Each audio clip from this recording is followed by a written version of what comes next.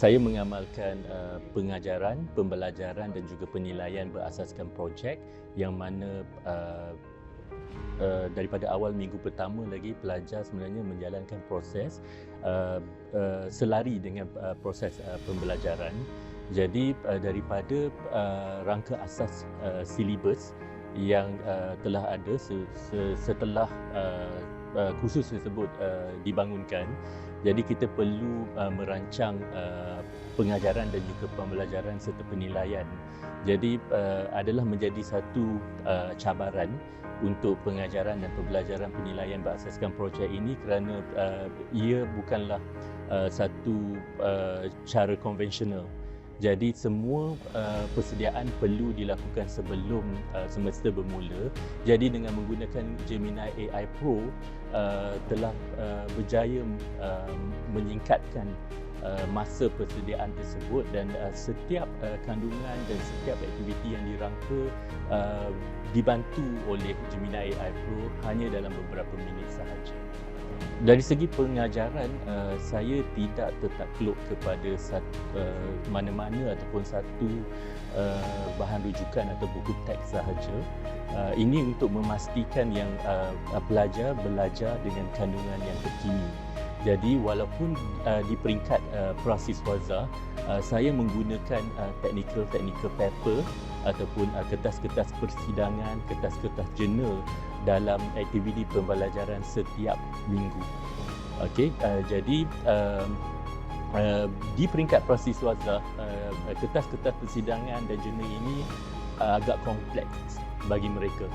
Jadi dengan menggunakan deep research, contohnya di dalam Gemini AI Pro, pelajar kandungan tersebut boleh dipermudahkan dalam proses pelajar untuk belajar, dan bagi pensyarah pula kandungan tersebut juga boleh diselaraskan untuk kefahaman di peringkat prasiswaza. Kuis contohnya digunakan dalam kursus saya sebagai penilaian formatif, bermaksud perkara tersebut tidak menyumbang kepada grade akhir, tapi dia sebenarnya menyumbang kepada proses pembelajaran pelajar. Jadi dengan kuis-kuis yang interaktif, dengan infografik contohnya, perkara-perkara tersebut sesuai dengan generasi yang sekarang, dan mereka belajar secara tanpa tekanan. Kebiasaannya kuis digunakan sebagai penilaian yang dikira untuk menyumbang sebagai grade terakhir pelajar. Jadi bila digunakan sebagai aktiviti pembelajaran yang bersifat penilaian formatif, jadi pelajar dapat menguji kefahaman mereka setiap minggu, bukan hanya pada minggu-minggu yang mana penilaian dibuat. So untuk semua kursus yang diajar oleh saya pada minggu pertama, kita telah menekankan berkaitan dengan integriti. Okey, kita tekankan dalam berkaitan dengan integriti, yang mana pensyarah dan juga pelajar mempunyai mutual understanding apa yang dibenarkan dan apa yang tidak dibenarkan dalam proses pengajaran, pembelajaran dan penilaian. Dan yang lebih penting, saya sebagai pensyarah perlu menjadi role model ataupun contoh kepada pelajar, yang mana kita menggalakkan penggunaan generatif AI, dan penggunaan tersebut perlu secara berhemah, dan kita berikan kepada mereka contoh-contoh. Okey, saya lebih menekankan kepada draft-draft asal perlu daripada pensyarah sendiri, dan bagi pelajar juga draft-draft asal tersebut perlu daripada mereka, dan daripada draft-draft asal tersebutlah ditambah baik dengan penggunaan generatif AI, dan akhirnya kita berbincang semula sama ada kandungan-kandungan tersebut relevan atau tidak, dan dari segi kesahihan maklumat itu. Jadi ia merupakan satu proses Dia bukan kita sekadar memberi penilaian kepada pelajar dan pelajar menghantar secara sekali sahaja. Dia berlaku secara proses, sebab itu saya memilih pengajaran pembelajaran penilaian berasaskan projek ini, sebab kita dapat menilai proses-proses tersebut secara berkala, bukan secara one off. Jadi sebagai pensyarah ataupun penyelidik, cabaran utama dalam penyelidikan adalah untuk mencari ataupun melakukan literature search dan juga review. Jadi sekiranya Gemini AI boleh membantu melalui deep research untuk mencari bahan-bahan yang relevan, Notebook LM pula sebagai komplement sebenarnya boleh membantu untuk memudahkan rumusan, memudahkan proses rumusan, dan apa yang penting adalah rumusan tersebut adalah berdasarkan sumber-sumber yang kita telah verify. Jadi dia tiada isu berkaitan dengan hallucination dalam AI, dan apa yang kita dapat adalah berdasarkan rujukan-rujukan yang lebih daripada 50 tersebut. Untuk membuat rumusan sendiri, setiap bahan rujukan memang akan mengambil masa berjam-jam. Jadi kalau bayangkan 50 ataupun lebih bahan rujukan, jadi Notebook LM dapat ringkaskan, dan yang penting ringkasan tersebut dalam pelbagai bentuk.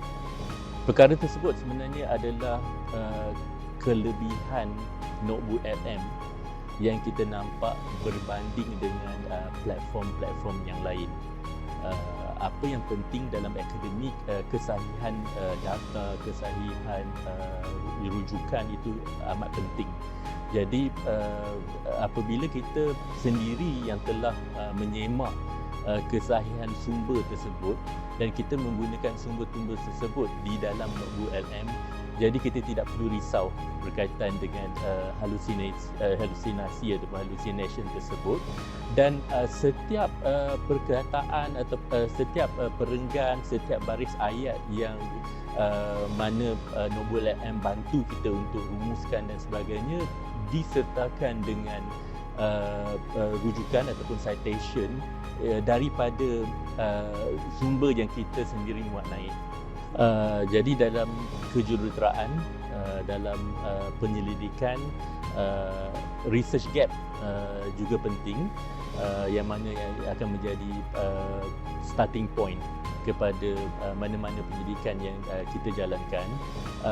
Sama seperti literature review, proses tersebut sebenarnya sangat memakan masa. Sangat memakan masa. Jadi dengan menggunakan Notebook LM, sebenarnya daripada lebih daripada 50 dan sekarang ni sehingga 500 sumber rujukan kita boleh muat naik, dan daripada situ kita boleh berdasarkan penyelidikan yang kita akan jalankan. Contohnya dari bidang penyelidikan saya dalam micro electromechanical system, jadi saya boleh dengan bantuan Notebook LM saya boleh dapatkan research gap tersebut dalam masa yang sangat singkat, dan apa yang penting ia adalah berdasarkan sumber-sumber yang sahih dan berkaitan sahaja. Saya menetap di negeri Kedah dan bekerja di negeri Perlis, dan apabila saya membuat perjalanan, contohnya ke Google Malaysia pada hari ini, saya memilih ETS sebagai pengangkutan saya. Jadi sebelum bertolak, saya akan muat naik sumber-sumber yang saya ingin rujuk, dan saya akan create audio daripada Notebook LM studio tersebut, supaya perjalanan 4 ke 5 jam saya tu dapat dimanfaatkan di dalam ETS contohnya.